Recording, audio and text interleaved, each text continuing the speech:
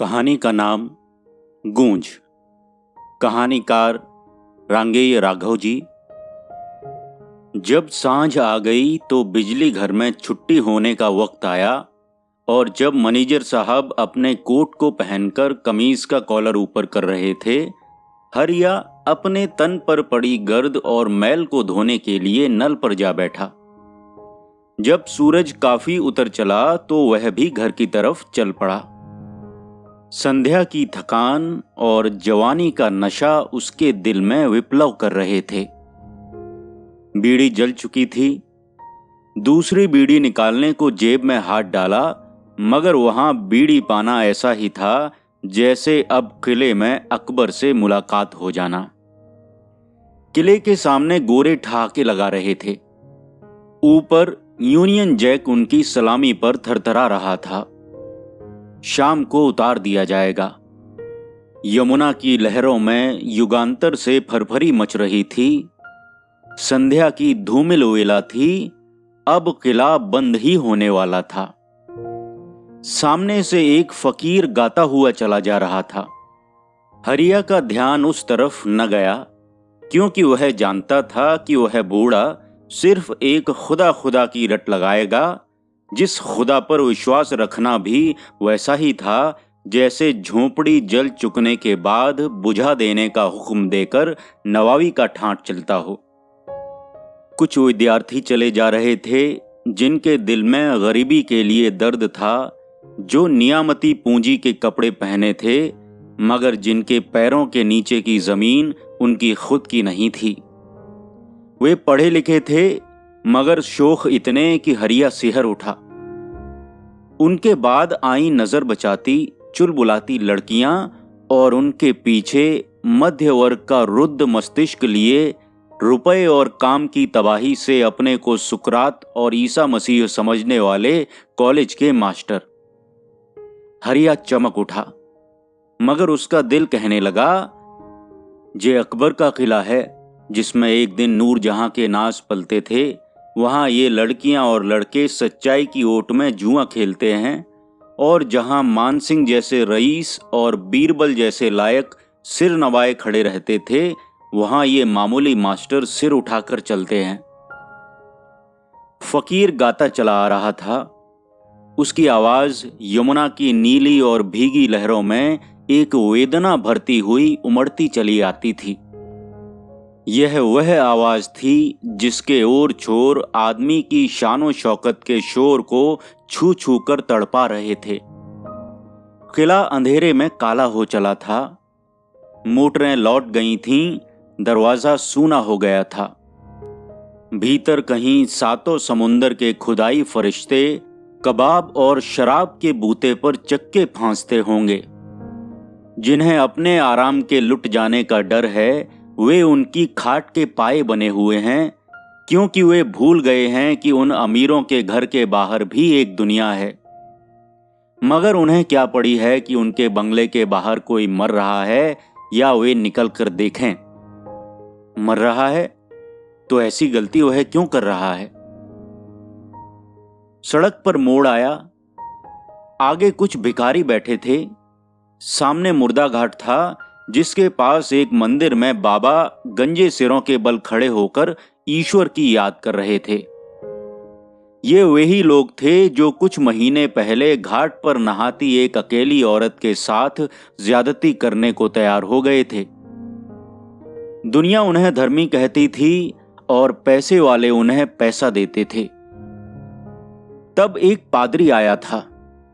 कितना दयावान था। और क्षण भर में हरिया ठठाकर हंस पड़ा। उसके सामने फिर वे भूली हुई तस्वीरें हठात नाचने लगीं। उस दिन वह पादरी उसे अपने साथ ले गया था, और कुछ दिन बाद वह औरत सचमुच साड़ी छोड़कर साया पहनने लगी थी। किसी ने कुछ नहीं कहा। औरत जवान थी और उसके रूखे चेहरे पर मदमाता जोबन किलकारियां मारने लगा था। हरिया उसे एक विशेष दिलचस्पी से देखा करता था, क्योंकि कल शायद वह उसकी रोटी पर पल सकती थी और आज पैसा होने के कारण हरिया अधिक से अधिक उसका नौकर हो सकता था। लोग आते जाते उसे हिकारत की निगाह से देखा करते थे और वह स्त्री उनको बदले में कभी स्नेह से नहीं देखती थी। गोरा पादरी उसे अत्यंत वात्सल्य से पालता था। वह स्त्री एक दिन सांझ के वक्त बादलों की तरफ देखती हुई कुछ सोच रही थी। किसी ने उसे पुकारा, रूबी। हरिया हंसा था और उसके बाद पादरी और रूबी हाथ बांधकर दुआ मांग रहे थे। बड़े दिन के रोज घंटियां टंटना रही थीं। किले के बाहर की सड़क पर एक अजीब रौनक थी। हरिया ने अपार विस्मय से देखा था कि रूबी एक जवान अंग्रेज सोल्जर के साथ टहल रही थी और जैसे हिंदुस्तानियों के प्रति घोर घृणा ने उसे उस गोरे के साथ बांध दिया था। हरिया सिहर उठा। उसके अनंतर वह स्त्री एक नहीं, दो नहीं, अनेक गोरों के साथ कई कई शाम दिखाई दी। वह भिखारियों के बिल्कुल पास आ चुका था। कुछ भिखारी थे और कुछ फेरी लगाने वाले। हरिया पास जाकर बोला, कहो साहब, क्या खबर है? और सबसे बड़ी चीज उसे उनमें मिलाने की यह थी कि वह भी खुद उनमें से ही एक था और कुत्ता पहचान लेता है कि मालिक और दुश्मन में क्या फर्क है। फकीर दूर हो चला था। हरिया को धर्म से नफरत थी। वह पल भर में उनमें मिल गया और हाथों हाथ चिलम उसके हत्थे भी चढ़ी। एक कह रहा था, सुना भाई फिर? तो वे कॉलेज के लड़के थे, मेरे ख्याल में होंगे रईसों के ही। दूसरा बोला, जरूर भाई साहब, अमीरों रईसों के ना होते तो क्या इस गिरानी में वे कॉलेज पढ़ते होते? खैर सुनो तो, मैं आज रोजे गया था ताज बीबी के। मीनार है नहीं वो जिसपे हजारों आदमी चढ़ के दुनिया देखे हैं, उसके किनारे तवाइफा बैठी थीं। वो इधर से निकले हुए कॉलेज के लोंडे, तुम्हारी कसम बड़े मनचले थे। अजीब मत पूछो, एक और बोल उठा। हाँ तो गवर्नर साहब, कहने वाला अकड़ा, क्योंकि वह समझ रहा था कि वह कुछ ज्यादा पढ़ा लिखा था और खुद ही समझा कर बोला, अबे यारो, लाट साहब ताज देखने आए थे, ताज। तो बिन कॉलेज के लोंडों के साथ लड़कियां भी थीं और दो एक मास्टर भी थे। वे एक तरफा चल दिए और मैं भी बिन के साथ निकलने को चला, मगर वो तो बिगड़ उठे। तब तक तवाइफें भी उठ खड़ी हुई। सिपाही मुझे देखकर बिगड़ा। तब मैं उन तवाइफों के साथ बिन का नौकर बन के जान बचा के आया। वे पढ़े लिखे साथ नहीं लाए भैया, जमाना है जमाना। और लाट साहब के तो बड़े अजीब ठाट थे। हरिया ने सुना और वह समझने की कोशिश करने लगा, क्योंकि समझने पर और कोई वहां गौर ही न करता था। अगर कोई गरीब है तो वह बस गरीब है, कोई क्या करे। और बड़े आदमी अपने को वाकई खुदाई नूर का हकदार समझते हैं। मगर हरिया के दिमाग में एक बात गूंजने लगी जो वह खुद नहीं समझ पाया। आदमी आदमी को नहीं चाहता, बनती बिगड़ती हर चीज पर लट्टू हो जाता है। 25 भूखे मर जाते हैं और कोई नहीं पूछता, मगर सिकंदरे में मरे अकबर के लिए भीड़ इकट्ठी हो जाती है। एक साधु जो वहीं पड़ा था नशे में बोला, बच्चा, शंकर रटे संकट कटे, बम भोला का भजन करो, भव सागर को पार करो। हरिया समझ गया, क्योंकि इस बात को वह अरसे से सुनता चला आ रहा था। वह बोला, बाबा जी महाराज, देख रहे हो मुझे कुछ सूना सूना सा लगता है, न जाने क्यों। वह स्वयं अपनी बात पूरी नहीं कर सका। जैसे जो वह कह गया था वह उसने कभी नहीं कहा। ब्याह कर लो ब्याह। बाबा ठठाकर हंसा। उसका स्थूल काय भस्म से रंगा शरीर हिल उठा। हरिया कुंठित हो गया। वह बोला, देखो बाबा, सदियों से यह किला खड़ा है, और वर्षों से यह जमुना बह रही है। अनगिनत रईस बनकर बिगड़ गए, तब अंधे परमात्मा ने हमें ही क्यों छोड़ दिया? अरे क्या खबर है रे तुझे बच्चा? पहले जन्म में तू क्या था और आगे क्या होगा, कुछ खबर है? अरे ब्राह्मण को आटा चाहिए थोड़ा, और थोड़ा सा नशा महादेव में मिलने को। हरिया कहने लगा, तो बाबा क्या तुम्हारा मतलब है मैं भी साधु होकर दूसरों की दया पर कुत्तों की तरह पेट पालूं? और मैं तो बामन भी नहीं, ये कैसी आफत है? अगर कहीं बाबा सुन लें तो बस गजब ही हो जाए। मगर बाबा नशे में झूम गए थे, वे सुन ही न सके। फेरी वाला घीसा आगे बढ़ के बोला, समझ के बोला करिएगा जनाब, पहुंचे हुए हैं साधु जी। अभी गुस्सा हो जाते तो खैर न थी। जे किसी से मांगने नहीं जाते हैं कहीं, ईश्वर आगे रख जाता है इनके। तो इस वक्त समाध में लगे हैं, समझे? बड़े बड़े बादशाह इनके पैरों पे सिर रखे हैं। हिटलर और पंजम जारज तो इनकी सलाह से ही सब काम चलतू करे हैं। अरे इनकी एक हंसी में दुनिया लुट जाए, कोई डर नहीं। अभी 20 दिन सुआ कोली के बच्चा नहीं हुए था, साधु जी को बुलाया, मिनटों में अमल धर दिया, मिनटों में। इनके लिए बड़े से बड़ा, छोटे से छोटा फर्क नहीं है इनमें भाई साहब। हरिया प्रायश्चित सा करता हुआ बोला, अच्छा तो बड़ी गलती हुई यार, कहीं नाराज तो नहीं हो गए? करीम खां बटन बेचने वाले बोले, अमान नाराज होना ये क्या जाने, तुम भी रहे चौंगट ही यार, जे अल्लाह के नूर हैं। कहीं जे ऐसे हम खिदमतगारों पे नाराज हो जाएं तो समझ लो भैया अब काम नहीं चलने का। बेशक बेशक, गीसा ने दाद दी। अरे इनकी बात नहीं, तकदीर है लाला, तकदीर। इसके बाद बाबा ने फिर आंखें खोल दी और हरिया को भक्ति भाव से सामने नम्र पाया। हाथ जोड़कर करीम खां बोले, बाबा बीवी बच्चे सब भूखे हैं। बाबा कड़क कर बोले, साले तेरी बीवी और बच्चों पर बज्जर टूटे, हरामी। बाबा बाबा लो चिलम पियो, कह के किसी ने बढ़ा दी। बाबा पीने लगे। कुछ देर बाद बाबा बोले, बेटा आटा बचा के बेचना भी पुण्य है, पुण्य। इसमें गंगा स्नान का फल मिलता है, समझे? हमने बड़े बड़े नशे किए हैं। करीम खां बोले, मैंने भी बहुत होड़ बदी है बाबा।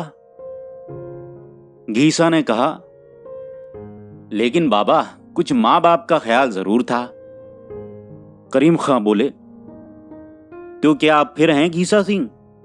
जब तक करीम खां के माँ बाप जिंदा रहे बंदा नशा करने से डरता था, मगर जब से वह गुजरे तब से जो नशा पहले गालों को लगता न था, ऐसा लगा है कि। और उसके मुंह पर एक हंसी खेल गई। दांतों के बड़े अवशेष ने चेहरे की और सब चीजें ढक दी। समझे, 11 मील से 1 रुपया पूरा टिका के इक्के में जाते थे और बोतल को कपड़े में बांध कर लाते थे। कहीं पकड़े जाएं तो संजा हो जाए। फिर 2-2 दिन शराब की दुकान पर रहना, सुल्फे गांजे के दम लगाना। घीसा ने काट कर कहा, अब गांजे की शरत मत बदियो हमसे। तू गांजा ना सही और सुन तो ले, तू तो बच्चा है, बच्चा। हरिया चकरा गया, इतना नशा? अबे तू रहा चौंगट का चौंगट ही। अबे वाह बे गंवार, हम जाने दुनिया की रंगत। फिर वहां से जाके सिनेमा में 6 पैसे का टिकट लेके देखना, खूब मजे किए हैं यार, खूब। और बाबा की मेहर से। बाबा उठे और एक और चल दिए। अंधेरा झुक चला था, किंतु चांद बगावत का दहकता तारा बनकर उठा आ रहा था, जिसकी रोशनी चारों ओर फैल रही थी। हरिया उठा। उठते समय उसने सुना घीसा कह रहा था, आज ही तो जुमा है। देख, साले के 7, बीवी के 32, बच्चों के 22 और हरामी के हुए 8, कुल हुए 69। इनमें से गए 20, 49। लगा दीजो तू बिंदी पर और मैं हरूफ पर, राम बाढ़ है शर्तिया जीत, छनेगी अब के। हरिया चलते चलते कुछ सोचने लगा। एकाएक उसे कुछ ख्याल आया। जेब में देखा 4 पैसे पड़े थे। 2 को अंगुलियों में पकड़ लिया और धड़े के अड्डे की तरफ चल पड़ा। रात सन्नाटे की जैसे अपनी एक सहेजी बात थी। पेड़ पत्ते, सड़क सब सो रहे थे। दूर जाड़े पर तैरते किले में बजते घंटों का स्वर गूंज उठा। हरिया ने गिना 7 बज चुके थे। उसे विचार आया, जल्दी यदि वह नहीं लौटा तो शायद हर चंदी दुकान ओढ़ा जाए और वह रात भर भूखा रहे। उसने पगडंडी पर चलना शुरू किया कि वह 2 खादर पार की नहीं कि आ गया यमुना के पुल का मोड़। बस वहीं खलीफा के डेरे से दूर ही कित्ता है, आनन फानन का रास्ता है फिर तो। हरिया तेज तेज चलने लगा। सन्नाटे में उसने अपनी ही पग ध्वनि सुनकर एक बार पीछे मुड़कर भी देखा, कोई नहीं था। वह बालम आए बसो मेरे मन में गुनगुनाता हुआ चलने लगा। एकाएक उसने सुना खादर के पीछे की तरफ कोई रो रहा था। हरिया एकाएक चौंक उठा। स्वर किसी स्त्री के रोने का था। इतनी रात गए कौन रो रही है यहां? वह कुछ निश्चय नहीं कर सका। उसने किस्सा जरूर सुना था कि शाहजादे कासिम पर चुड़ैल आशिक हो गई थी और बियाबान में उसका पीछा करती थी। अज्ञात आशंकाओं से उसका हृदय भर गया। कुछ देर वह चुपचाप खड़ा रहा। उसके बाद उसने सुना कोई गा रहा था और रोने की वह आवाज धीमी होते होते शून्य में खो गई। भयानक सन्नाटा छा गया। हरिया एकदम सिहर उठा। वह अभी कुछ निश्चय भी नहीं कर पाया था कि टीले के पीछे से कुआं कुआं की ध्वनि गूंज उठी। इस रोने में न वेदना थी न दिल फटने की सी व्याकुलता। वह केवल एक पुकार थी। हरिया टीले के पीछे की ओर मुड़ गया। घास के ऊपर कपड़ों में लिपटा एक बच्चा पड़ा रो रहा था। हरिया उसके पास चला गया और डरते डरते उसने देखा बच्चे का रंग बिल्कुल फक गोरा था, जैसे अंग्रेजों के बच्चों का होता है। उसके हाथ पैर सुडौल थे, बड़ा प्यारा था। टुमटुम देखने वाली वे आंखें बिल्कुल काली थीं और बाल भी बिल्कुल स्याह थे। हरिया कुछ भी तय नहीं कर सका कि वह बालक था किसका। एक सुदूर की झलक से लगता था जैसे वह किसी जान पहचान के चेहरे से मिलता जरूर है। वह अपलक उस अभागे को देखता रहा जिसे कलंक लगने के भय से उसकी पत्थर दिल मां जंगल में अकेला असहाय छोड़ गई थी।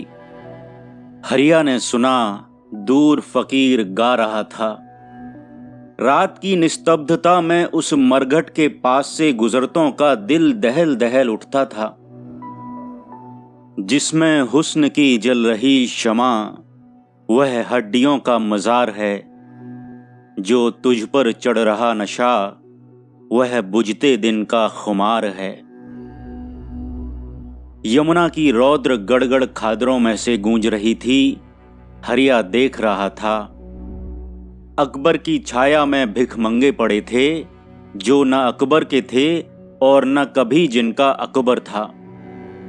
यह आगरा का विशाल नगर था जिसमें वैभव की छाया दिन दिन भीषण हो चली थी। कहानी का नाम गूंज। कहानीकार रांगेय राघव जी। वाचनकर्ता अमित पांडे।